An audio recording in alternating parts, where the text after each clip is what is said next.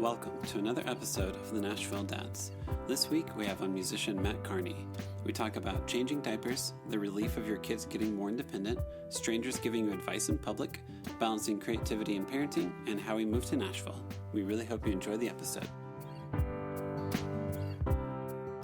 I'm texting my wife in an interview. Don't call, please. Love you. Love you. Okay. You can start with that too. As That's the beginning right. of our podcast. Yes. That's authentic right there. That is, yes. Our whole podcast is me just wandering around an empty house. Do we have a USB charger? Do you have an outlet?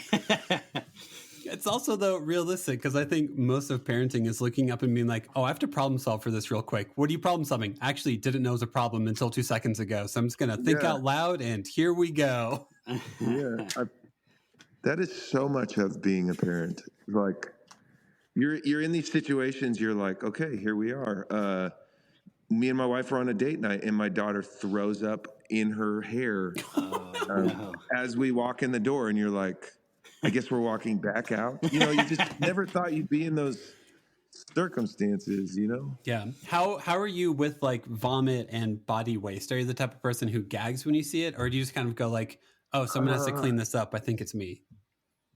You know, I'm pretty good. Like a good poop smell will make me gag. Yeah. If it's real foul, I'm generally fine with it now though. I mean, 3 girls, diapers, but there is a certain like thing that could happen with one of our daughters if she ate something funky, and that you could start sending me on the like the diaper pail. Still, do you crack that thing a little bit? Oh God, That's the part that gets me the worst. I used to, with any other kid, hate vomit, hate poop, and would gag. But with my kids, for some odd reason, I don't know if something in my brain switched, but I don't have that reflex anymore. I've got a 5-week-old right now, and his poops don't care about, his vomit don't care about. My 3-year-old is sick. She just vomited all over the hallway a couple of days ago, and I'm just like, well, here we go. Yep. Well, it kind of like it's like a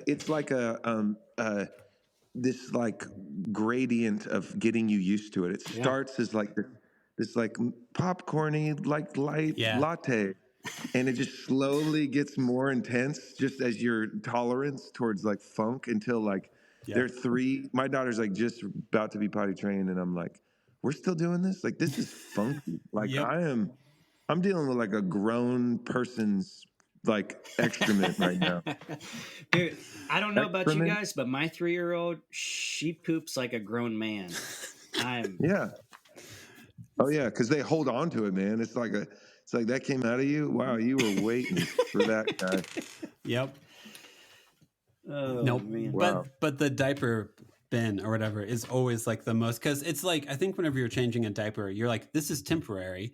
I just need to get in here, clean this, 30 seconds, we're all set. And then you open up the diaper pail and realize it's been a couple of days since you've changed it. And it's just awful. Yeah. It's just gag city. I have a 7-year-old, a 4-year-old, and a 2-year-old. And we are starting to wean off of some of those things. Like, like it feels like a bit victorious to be like, okay, we're probably months away from being out of diapers. Yeah.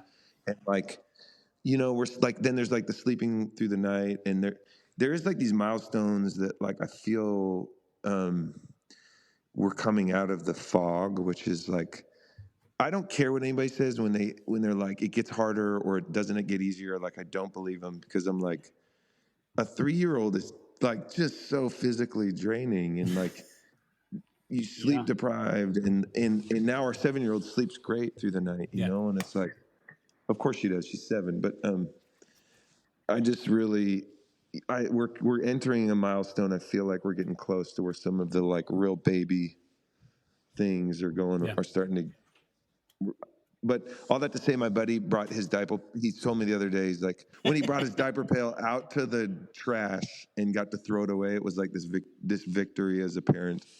We're no longer doing this. Yeah, totally understand. Yeah, Matt, I have a 8-year-old, 6-year-old, and a 3-year-old. And the 3-year-old is now like fully potty trained. And we do like some pull-ups overnight just because when he sleeps super hard. Yeah. But it is this weird, like, wait, are they actually gaining independence? Like, I taught my 8-year-old how to make like a quesadilla on the stovetop. And I'm like, wait, so when you're hungry, I can say, hey, you can go make yourself lunch. And she can actually like conceptualize it and do it. Yeah, like, that's awesome. It's a very different world. Yeah. Hey, Ada is at the point now where she does not want any help when she's going potty. Oh, so really? When she has to go potty, she said, "You stay here." I'm like, "Okay." Okay. And she has a little stool she'll get up on to get to the potty. We have a potty seat that's already like installed on the toilet. She will wipe, flush, and then move the seat or move the stool over to wash her hands. The only thing I have to do is just turn on the water because she can't reach it right now. Yeah. But man, the independence, I'm loving it. It's awesome. I'm loving it. Yeah. It makes a huge difference. We have like friends in our neighborhood who, like we were talking about, like, oh, do you guys know any babysitters? And they're like, oh, our kids are like 15 and 11. We don't do babysitters anymore. Like if we go out for a night, like we just know they'll put themselves to bed and stuff. Like, cause the older one kind of just takes lead. And I'm like, huh. So you guys like regularly go on dates and it doesn't cost you like $1,000? And like, yeah, no, it doesn't. And I'm like, huh. Well, that's where you should say, Devin, well, they're 15 and 16. They can babysit, right? Yeah, no, they've offered. So yeah. Nice. Well, I really struggle with people that say that it doesn't get easier, or like, I just really resent those people actually when they tell me, because I'm like, man, it's so hard. Like, it depends on how many young kids you have, but just having young babies is the hardest thing that I've ever done in my life. And I know that it'll get more emotionally draining. Yeah. And some of the people that say that are maybe like a little suspect too. Not saying if everyone that says this, you know what I mean? Yeah, like, definitely. I'm like if someone's like, oh, it just gets harder. I'm like, well, also you like had an affair and you've had your divorce and your kids hate you now. So of course teenage years are hard if you go through all that. You know what I mean? Sorry, not judging anybody, but you know, like I think 14-year-olds don't do well when they have to. Anyways, we won't get into that. Two households. But no, I get it. But I do think that like that is like a thing I keep telling myself, and it's funny, my dad says it to me all the time. He's 79, and he will stop me and he's like, you're in it, bro. He's like, I remember these times.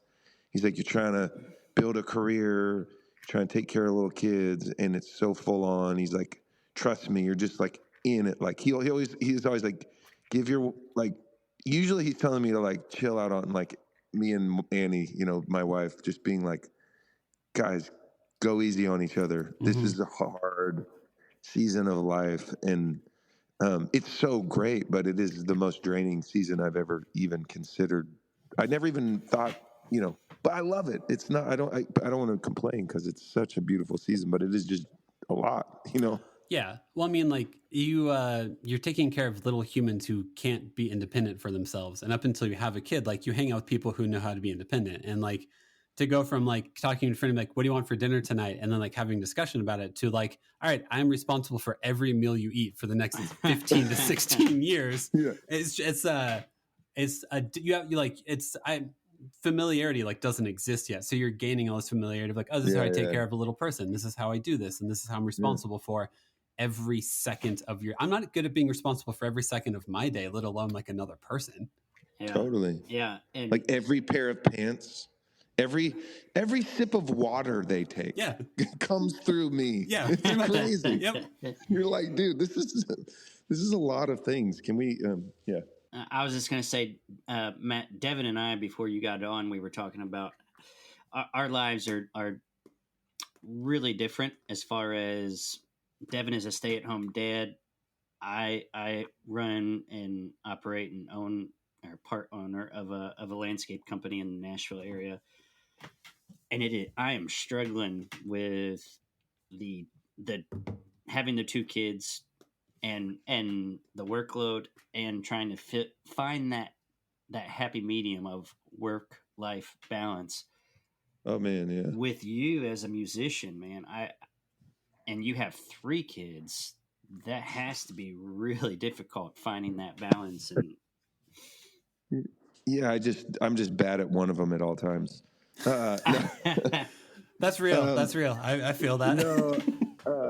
No, I mean, it's funny because it is such a difficult, for me, some of the challenges I remember when we young babies and you're tired, just feeling like creatively just starving because I don't have the space. I used to just sit in my living room with a guitar and just dink around for hours till I found songs and or like stay up late and work late at night. Like that's not a vibe anymore. Like I'm not trying to go like till 3 a.m. in the studio. Like I can't do that anymore because someone's still getting up at 6:30 every morning. Yep.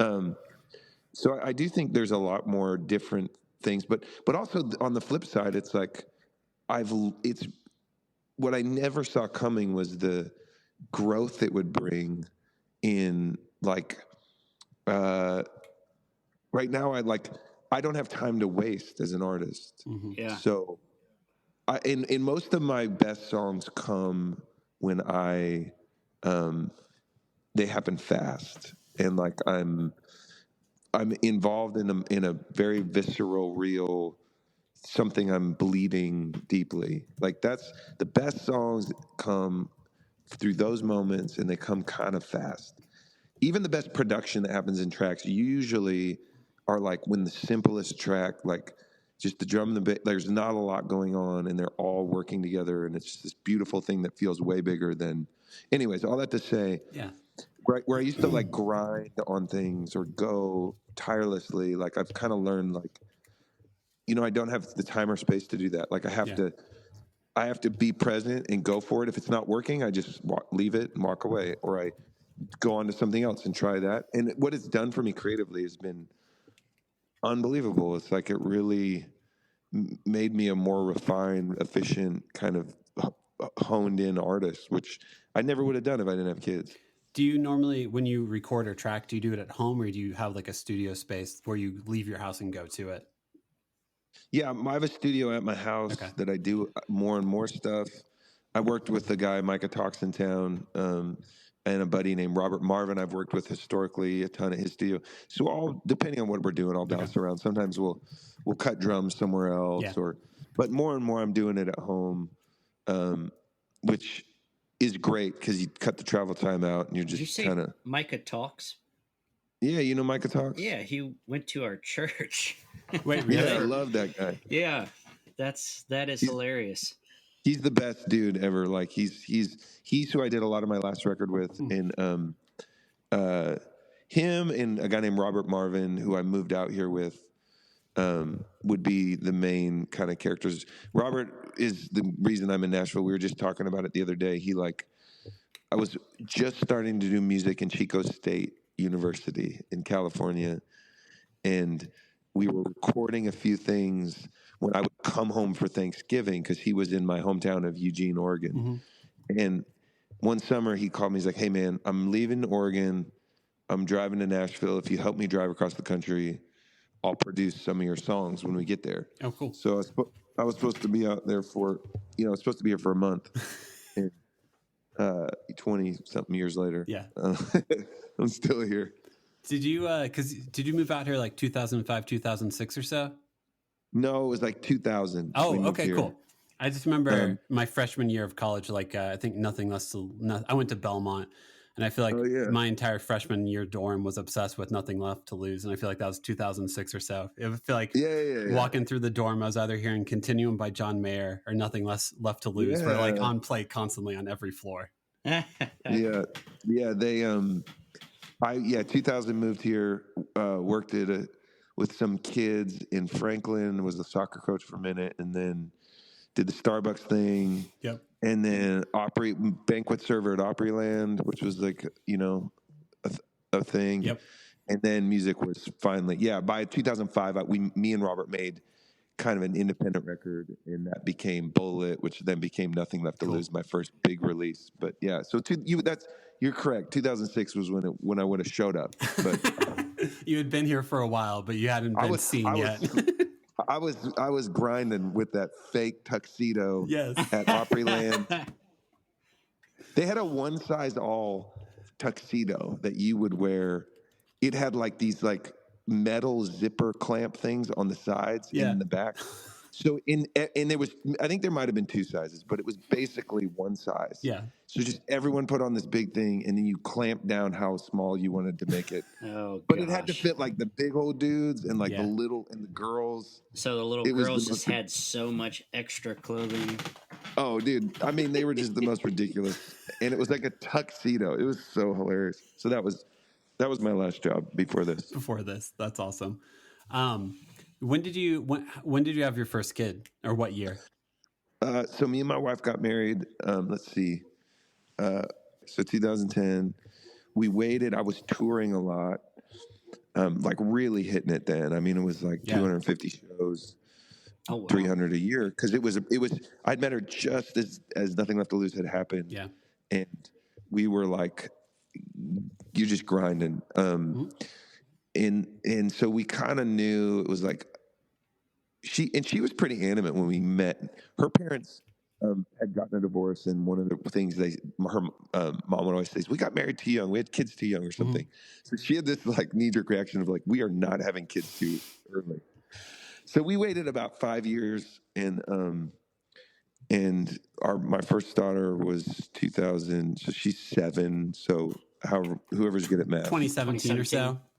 Yeah, we'd been married about 5 or 6 years, and and I'm no spring chicken, so it was like we kind of like front loaded our time, just being able to see the world together. And like, you know, I also have a 2-year-old, so I was doing the math. I'm like, how old am I going to be when she's out of the house? Yeah.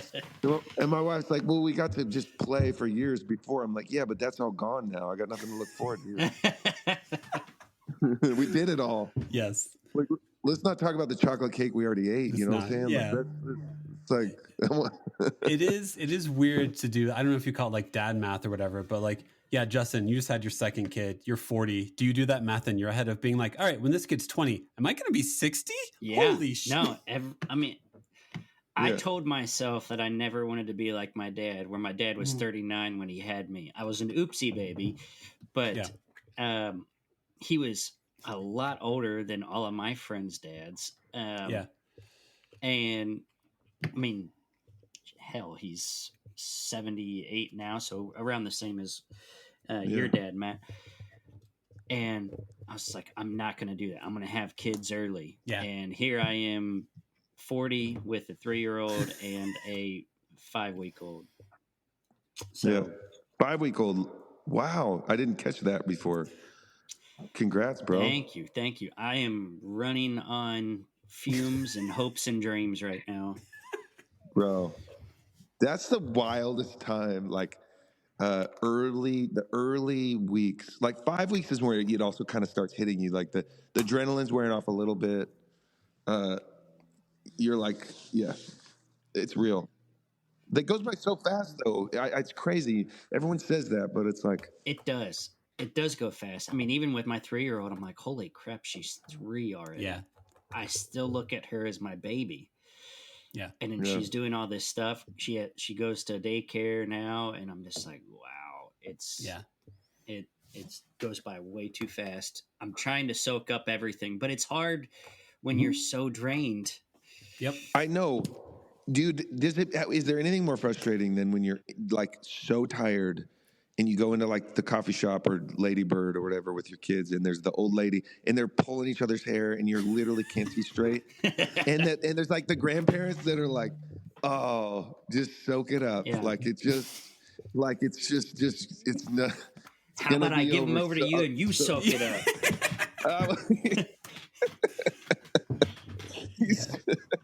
What's Matt, this might be a good time to ask this question. What's like, because people always have moments like that. Is there any piece of parenting advice someone's tried to tell you where you're just kind of like, that doesn't apply? What are you talking about? Can you think of any moments like that? Oh man, there's so many. I don't know. There's just so many opinions. My wife will send me it's like there's the strict, there's the gentle parenting, there's all these spectrum between the two. Yeah. I will say on the last note you said, having a third kid, which is it's like about 2 more, just throwing that out there. When you have the third, but the one thing that's so special about it is like you are to the point where you're like, oh wow, I know how actually fast this is going to be. Like this season that seems really hard, like I got through it really, and it's already gone. And my 7-year-old, like she is just like a person. Like she's not a kid anymore. She's a kid, but I mean she's on her way to a teenager, and so there's something about Ruby, our baby. I'm like, I am really able to soak it up this time. Just like she's crying in the middle of the night. I'm holding her, and I'm just like, oh man, a little person just laying on your chest and laughing at dumb things. And anyways, I really, I feel like this time around, I've been more appreciative of that thing of just like, be right here, right now, because this is not, it's going to go in 7 years. It's gone with with Olive. I'm like, dude, that's like, she's going to be in my house 18, maybe, It's just like, it's wild to think. Yeah. Bad advice. I don't know, man. I can't think of anything. It's okay. There's always moments where you're out in public and someone says something like, you're going to miss these days. And you're like, I'm trying not to scream at my kids as they scream at each other because we're in public. I mean, the funny part for me is like I'm gone. So I go on tour for like 2 weeks. And then I come home and I'm a really present dad, probably more. I can lock in and just like, I hang out with my kids every morning for a couple hours. And before I even because when I'm writing, it's usually the hours are like 11 to 3 or 4, And I'm just around a lot more, or I just don't even work a lot of days if I've been on tour, just hang out. So it's always funny. Like I take my kids to Lady Bird all the time, and because we can walk there, and I'll be with all 3 of them, and what cracks me up is like old dudes or older ladies, and it's maybe a Southern thing. But they look at me and they're like, oh, God bless your heart. Like that I'm with them in public by myself. They're like, how's dad doing? Are you handling it? Like, can you do it? And I'm like, my wife would come in here. You wouldn't say that. Like, I'm like, I am their father. Like, I can be with them. And it's going to be okay. But they're like, they see 3 girls and me and they're just like, oh, do you even know what you're doing? Yep. Like, do you need grandma to come help you? Like, I'm like, I got it. Like, if you did this when my wife was in here, maybe they always do it. Maybe they just do it in general. They don't. With 3 kids. Yeah, right. They just pick on the guys. As a stay-at-home dad, whenever I take all 3 kids to like get flu shots or something like that, the like text or whatever was like, what are your kids' birthdays? And I know all of their birthdays. And they're like, wow, you must be a good dad. And I'm like, that's a really low bar. Yeah. That's a very low bar, guys. I know when my kids were born. Come on. You must know some really bad dads is what yeah. Well, that is the interesting. Yeah, it's like the dad goes to work and he just like is emotionally absent. And he comes home and he's grumpy and like kids leave him alone as he watches TV and drinks his beer. Like, that kind of, that idea, there is some of that hanging on certain places and you're just like, I'm their dad. Like I got this. This is what I do. Like my wife. Yeah, I just love that. It is sad because I still know some dads where it's like, hey, you need to make dinner tonight. And they're like, oh, I don't know what to do for dinner. And you're like, it's actually not that hard. Just like, I don't know, do chicken nuggets and mac and cheese, man. You'll be okay. Yeah. Like, you got this. Or a PB&J or grilled cheese. Like you don't have to create something immaculate from a 5-star restaurant for a 7-year-old kid or a 3-year-old that they'll send back to the kitchen. Exactly.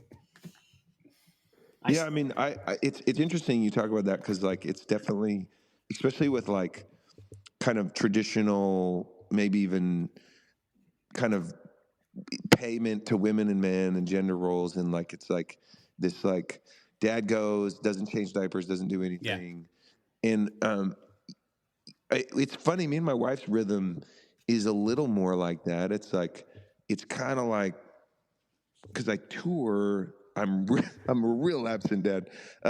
No, but then when I come home, it's like she's been on. I kind of take over for seasons of time.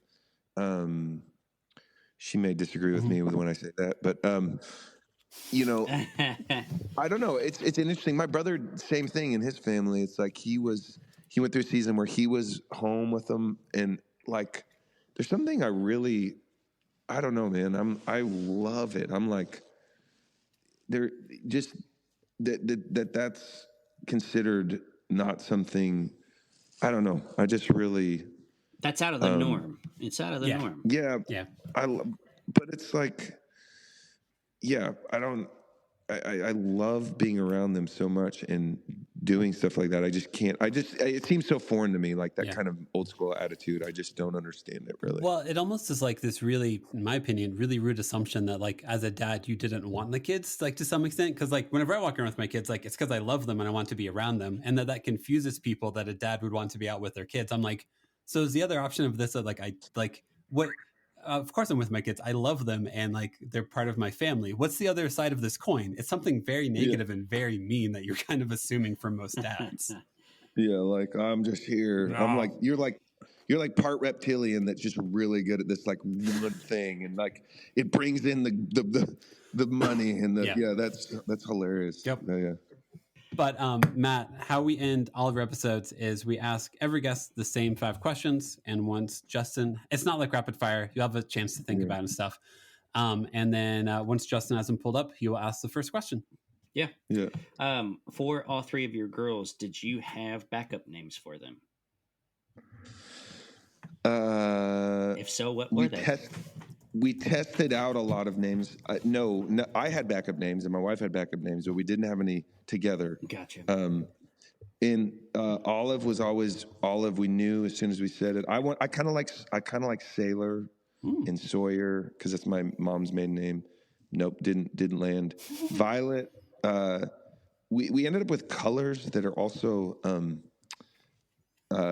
organic matter. So we have a olive, which is like an olive and a color. We've got violet, which is a flower and a color. And then we have ruby, which is a color and a thing, which did not happen on purpose. I swear. Like we were not like, this isn't like the Southern Jimmy, Johnny, Jehoshaphat, and Julep, you know, like it kind of happened organically, which was funny. But Ruby, we didn't have a name. We actually came home with her. It took us a month where she was home to name her. Yeah. She was baby Kearney on her birth certificate for a month. Seriously. We're just testing out names on her. I was testing them out. A name's a big thing, man. Yeah. Yeah. We did. The other ones were easy. Yeah. For all 3 of our kids, the first one we named Holly, and the second one we did Magnolia. So we had a plant theme. And then when we got pregnant with a boy, we were like, crap, what are boy plant names? So we went with Joshua. So sometimes you look up and you're like, cool. So we looked up and we're like, I guess we have a theme going. Now we have to fully commit. Yeah. Here we go. Yeah, exactly. That was kind of Ruby too. She was going to be Josephine or something. We had a bunch Navy. My wife liked all these things and we couldn't figure it out. And we had a friend whose name was Ruby. So we were like, oh, we always have loved that name, but it was like one of my best friends. And we weren't going to do it. And then finally I was like, what are we doing? Like, I just called him. I was like, hey, do you mind if we call our kid the same name as yours? And he's like, oh, that'd be an honor. Like, you know, he was like excited about it. I was like, okay, cool. We're doing it. That's good. I would also feel weird naming my kid a name that someone else had just named their kid. So I get it. Yeah. Well, she was like 8. I mean, you know, maybe she'd been like 10, you know, so she was old enough where now every time I see her, she's like, how's Ruby? Like, she's so excited.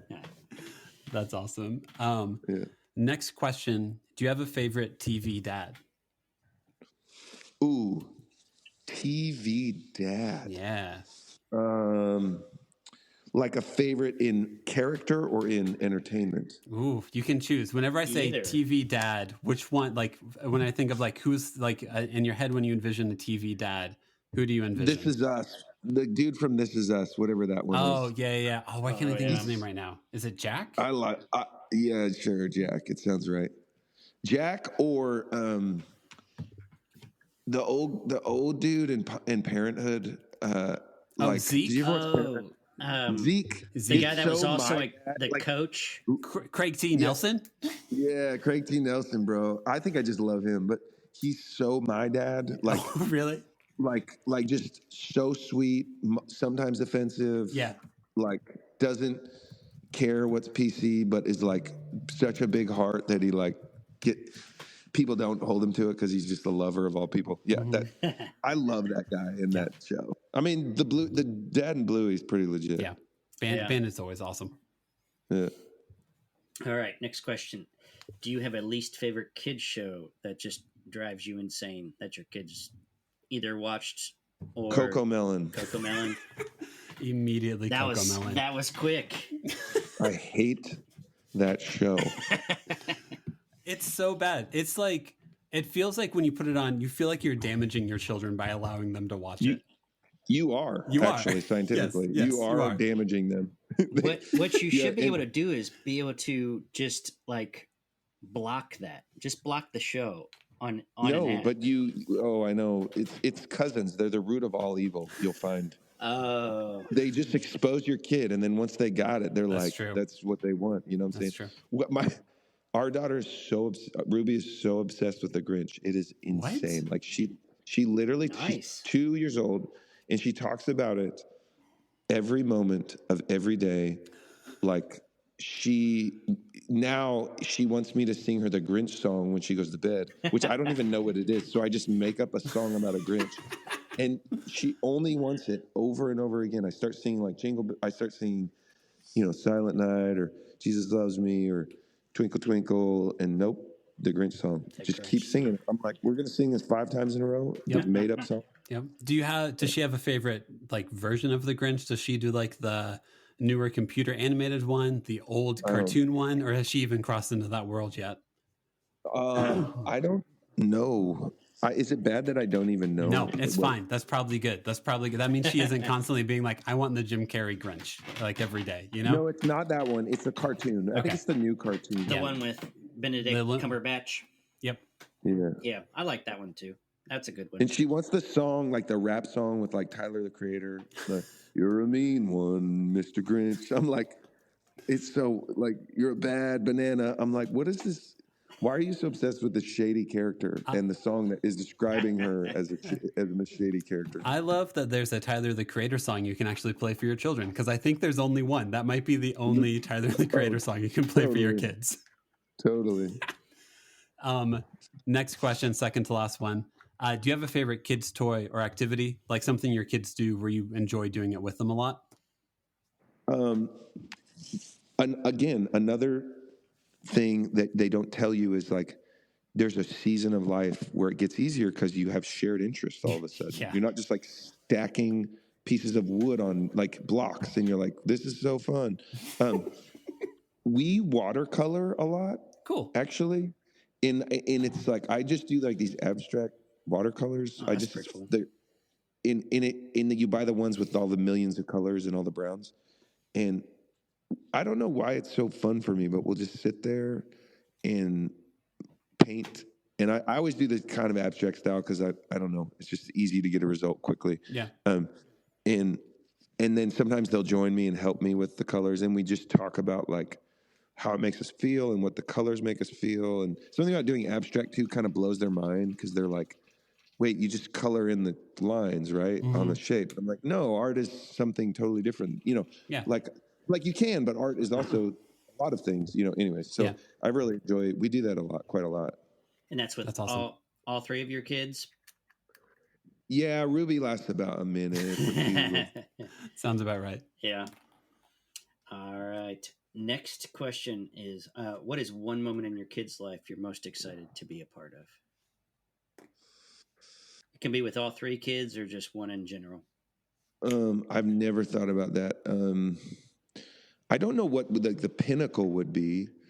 I mean, you know, I've been thinking a lot. They were bridesmaids. They were flower, or what are they called? Flower girls in a couple weddings. And I know it's like, I'm so dreading it. Not really. I mean, the thought of it was like so foreign, but also, I don't know, just like them finding that,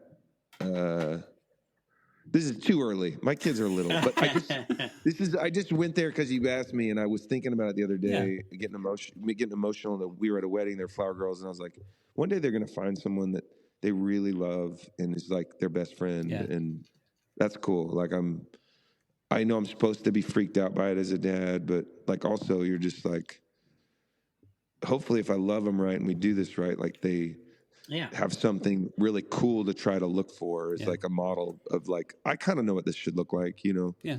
At least that's the goal. Yeah.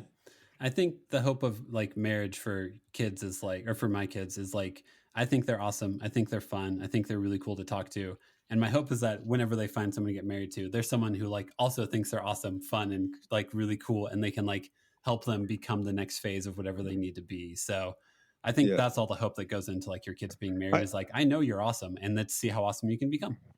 But I mean, I should say my kids are young, and I don't really think about that ever. Sure. But when you asked me, that was the first thing I thought of. I think one thing I'm really looking forward to is like finding the things that they love. Like my daughter started getting out of basketball, and like, she just is bouncing it in the driveway all the time, and I can tell she's enjoying it. And I'm like, awesome. That's really fun. And then my middle kid is like dresses up. I don't know if she'll get in fashion or just like seeing their little personalities and then like supporting them in the things they are passionate about is like, I haven't really seen that yet. You know, like you don't really see it until they're like 7 or 8, 9. And I'm just really looking forward to that season. Yeah. Yeah. It's really fun. Matt, the other thing we do when we end an episode is just give an opportunity for self-promotion. So if we want to follow you on Instagram, find your music, I'm pretty sure you have a new album coming out in the upcoming year. So like do some self-promotion. Yeah. I mean, I just put out my first self-titled record, Mat Kearney, this year that I'm so pumped about. I just love it so much. So everyone can check out that. I feel like I'm so proud of that thing. And we got tour dates coming up this year, kind of in the southern part of the country, Florida, and coming to Florida for the first time in a long time. Yeah. But yeah, they can check me out, mattkearney.com, spelled like the lovely city in Nebraska, Kearney, you know? I love that you have an adage to go with how to spell your last name, because you've probably had to spell it so many times in promoting yourself. I just say Kearney. Like, I go to hotels now, and I'm like, Mat Kearney. Yeah. And my dad was so offended if he ever heard it. I'm just like, it's just easier. Like, I'll be Mat Kearney as an artist because that's how I pronounce my name. Yeah. But like when I'm just needing something from someone and they're like, how do you spell that? I'm like Kearney, you know. Yeah. Kearney. Yeah. Kearney. I get it. But Matt, sincerely, thank you a ton for doing a call with us. Really exciting and really appreciative that you just let us know what it was like having 3 girls and what your life looks like, pretty much. Man, I love it. It's fun to kind of laugh about some of the difficult things and I don't know, being not alone in this process and my dad saying like, hey, you're in it. This is like hard. Like, and it's not always like this. Is like, I'm like, oh, okay, that's awesome. Yeah. Yep. Pretty much. I mean, my kids are the same age as yours. So trust me, I'm right there with you of like, all right, in 3 years, my life will look very different. In 2 years, my life will look very different. And right now, just trying to keep everyone fed and happy, and we'll see what happens next. Love it, bro. Hey, thank you guys so much. Yeah, man. Thanks, Matt. Really appreciate it, man. Thanks, guys. Appreciate you.